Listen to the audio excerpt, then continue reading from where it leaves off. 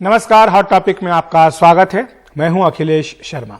हम शुरुआत कर रहे हैं पीएम मोदी के जापान दौरे की खबर से। आपको बता दें कि जापान के 2 दिन के दौरे के बाद पीएम मोदी अब स्वदेश के लिए रवाना हो गए हैं, लेकिन वहां पर एक बड़ा सवाल भी उठ रहा है कि जापान में टोक्यो में क्वाड की शिखर बैठक जिस तरह से हुई, क्या उसके बाद चीन की पेशानियों पर बल पड़ गया है। दरअसल जापान के रक्षा मंत्री के अनुसार टोक्यो में क्वाड की बैठक के दौरान मंगलवार को रूस और चीन के लड़ाकू विमान उसके वायु क्षेत्र के नजदीक आ गए, जिसके बाद जापान ने भी अपने जेट विमानों को तुरंत तैयार किया। हालांकि बाद में चीन ने कहा कि दोनों ही देशों की वायुसेना नियमित तौर पर इस क्षेत्र में गश्त लगाती है। इस बीच भारत, अमेरिका, जापान और ऑस्ट्रेलिया के प्रमुखों के साझा बयान में पूर्वी और दक्षिणी चीनी समुद्र में जहाजों की आवाजाही के लिए अंतर्राष्ट्रीय कानूनों के पालन पर बल दिया गया। इसमें कहा गया कि सैन्य शक्ति के प्रयोग से यहां बलपूर्वक यथास्थिति बदलने और तनाव बढ़ाने के किसी भी प्रयास का कड़ा विरोध करते हैं। साझा बयान में पाकिस्तान का नाम लिए बगैर सीमा पार आतंकवाद की निंदा की गई। ये मांग की गई कि अफगानिस्तान की धरती का इस्तेमाल आतंकवादियों को पनाह देने या वहां से किसी अन्य देश पर हमला करने के लिए ना किया जाए। बैठक में पीएम मोदी ने कहा कि क्वाड इंडो पैसिफिक के लिए एक ठोस एजेंडा लेकर चल रहा है।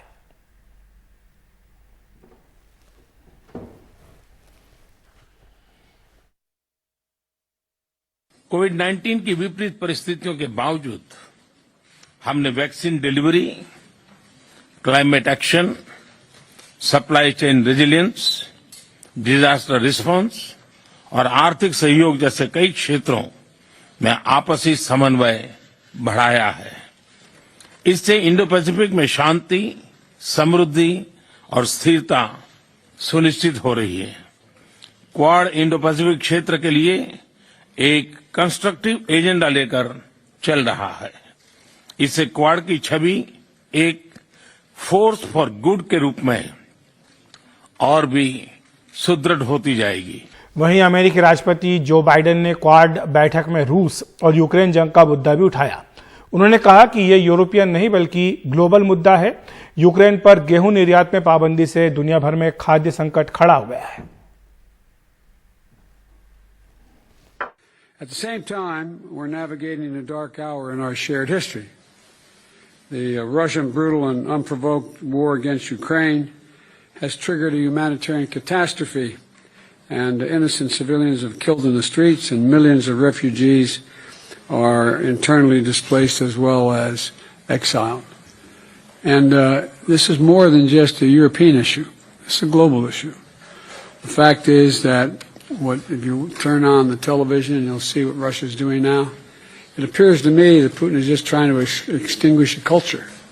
He's not even aiming at military targets anymore. He's taking out every school, every church, every natural history museum, as if to try to obliterate the Ukrainian culture. And the world has to deal with it, and we are.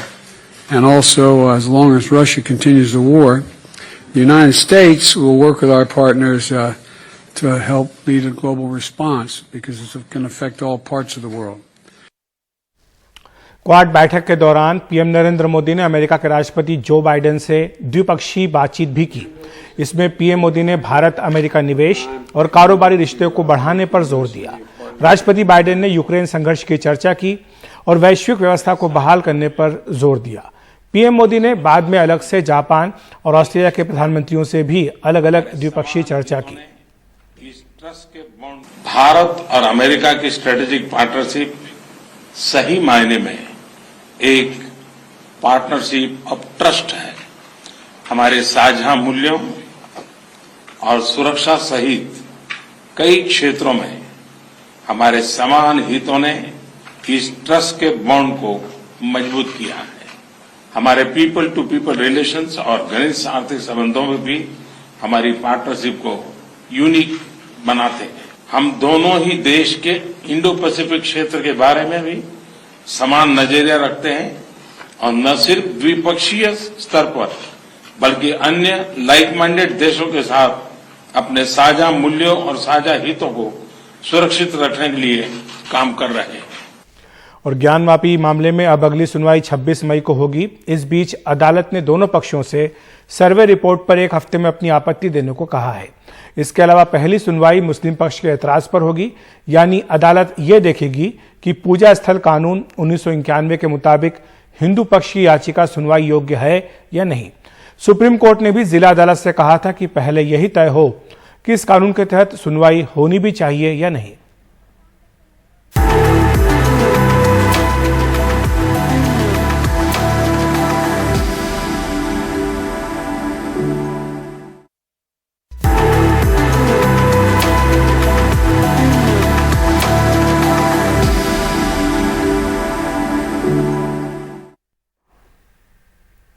Delhi के ऐतिहासिक कुतुब मीनार परिसर में पूजा हो सकती है या नहीं, इस बारे में दिल्ली की साकेत कोर्ट 9 जून को फैसला सुनाएगी। लेकिन इस मामले में याचिकाकर्ता हिंदू पक्ष को तब झटका लगा जब एएसआई ने उसकी मांग का विरोध किया।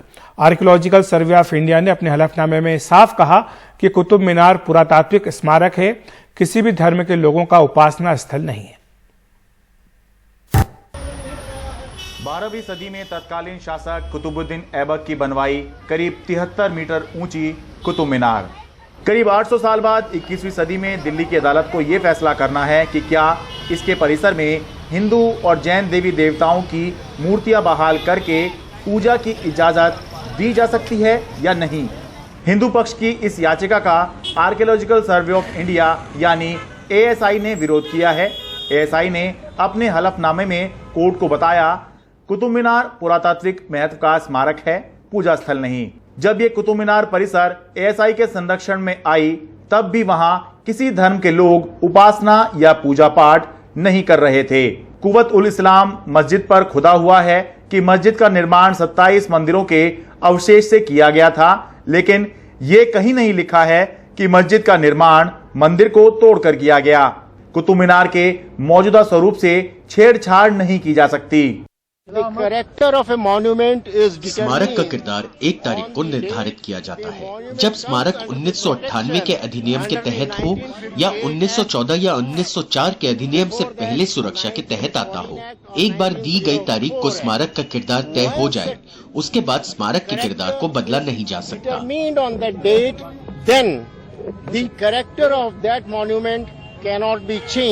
जबकि कोर्ट में हिंदू पक्ष का दावा है कि 27 हिंदू और जैन मंदिरों को तोड़कर कुतुब मीनार परिसर में कुव्वत उल इस्लाम मस्जिद बनाई गई, इसलिए अब यहां मूर्तियां फिर से स्थापित करके पूजा की इजाजत दी जाए। आर्गुमेंट के मुख्य मुद्दे 2 हैं। एक ये है कि हिंदू मंदिर था, हिंदू मंदिर कभी समाप्त नहीं होता, देवता कभी समाप्त नहीं होते, सुप्रीम कोर्ट ने कहा हुआ है। इसलिए 800 साल अगर चले भी गए तो हिंदू देवता आज भी जीवित है, उसकी पूजा होनी चाहिए। नंबर 2, वहाँ पर किसी प्रकार की मस्जिद के रूप में प्रयोग नहीं हुआ है 800 साल से। और तीसरा, जो लोअर कोर्ट का जजमेंट है वो तथ्यों के विपरीत है। लोअर कोर्ट ने प्लेस ऑफ वर्शिप एक्ट को लेकर जजमेंट दिया है, जो कि इस एक्ट में अप्लाई नहीं किया। अब साकेत कोर्ट को फैसला करना है। इसके पहले सिविल जज इस याचिका को खारिज कर चुके हैं, जिसके बाद याचिकाकर्ताओं ने अतिरिक्त जिला जज की अदालत में उसे चुनौती दी है। दिल्ली की साकेत कोर्ट 9 जून को अपना फैसला सुनाएगी, लेकिन फैसला सुनाते वक्त कोर्ट के जहन में ये बात जरूर होगी कि कुतुब मीनार केवल दिल्ली की नहीं, देश की नहीं, बल्कि दुनिया की एक मशहूर इमारत है। यूनेस्को की वर्ल्ड हेरिटेज साइट के तहत ये आती है, तो इसके बारे में जो भी फैसला होगा उसका संदेश पूरी दुनिया में जाएगा। कुतुब मीनार दिल्ली से आशीष भार्गव और कैमरा पर्सन कानन पात्रा के साथ मैं शरद शर्मा, एनडीटीवी इंडिया। तो हॉट टॉपिक में इतना ही। नमस्कार।